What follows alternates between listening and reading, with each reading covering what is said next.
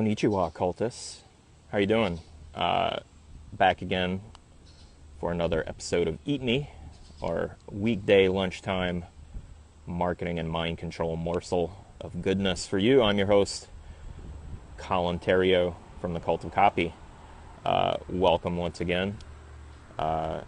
Before we get started, I just want to remind everybody I do this every weekday at noon, so we have an archive of 22 previous episodes and more to come in the future.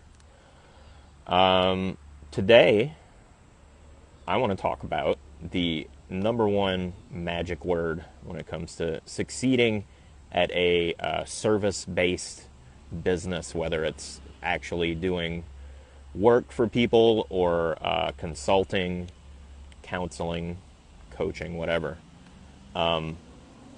Freelancing falls under this. The number one word that will lead to more success than you ever dreamed of when you finally achieve the courage to say it is nope. That's the magic word. What it is when you're first starting out, you're scared to say that word because you need the business, you need the money, you need people to hire you for your services. And a lot of times that leads to saying yes when it doesn't serve us, it doesn't serve our long-term goal. You need to figure out which clients will best serve your long-term goals, and those are the ones that you say yes to. Everybody else, say no.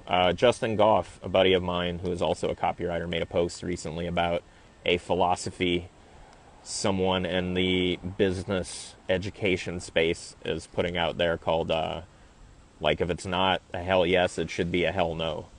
Now, I don't necessarily agree with that, and we'll talk about that in a minute. But generally speaking, I feel like it's to everyone's benefit who does this for a living. It's to your benefit to say no as a default and then qualify to see if it's a yes. So, is this a client or customer who respects your time as an asset, right?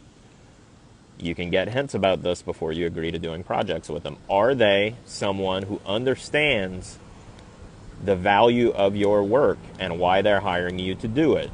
So, like, as a copywriter, I had instances where someone would hire me to tell me how they wanted me to write their copy, which was expensive, not really something that let me shine. Now, at the time, if I needed the money when I was just starting out, I would say yes, and I would give them not what I insisted they needed. I would give them what they wanted for the money, but then I wouldn't be able to brag about the result because I didn't do it, unless it was good, and then I would take credit. But as you grow in success, as you start putting away your FU money, your savings, your stockpile, you need to get better at saying no. Get better at saying no to clients who don't respect the work that you do and don't respect your time.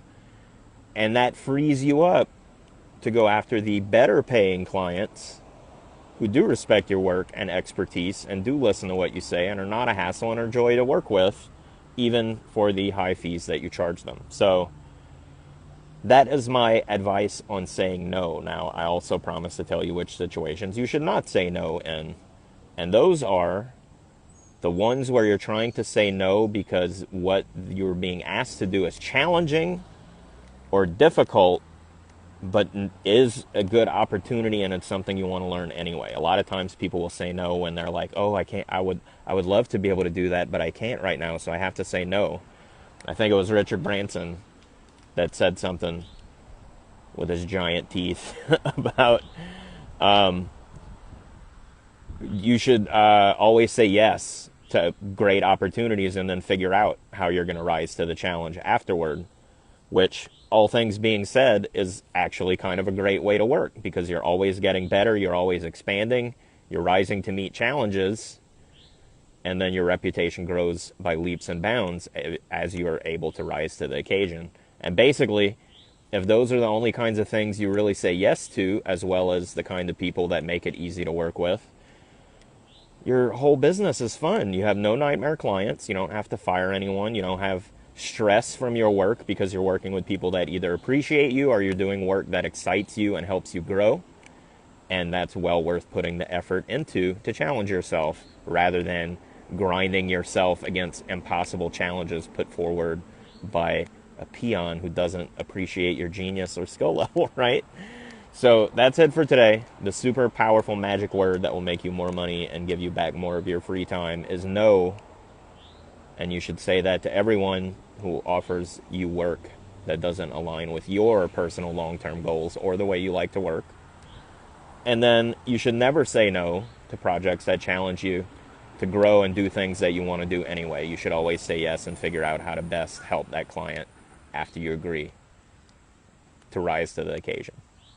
That's it for today. Thanks for joining me for this episode of Eat Me. Back again tomorrow with another one, and every weekday after that, same bat time, same bat channel. Thanks for watching. See you later.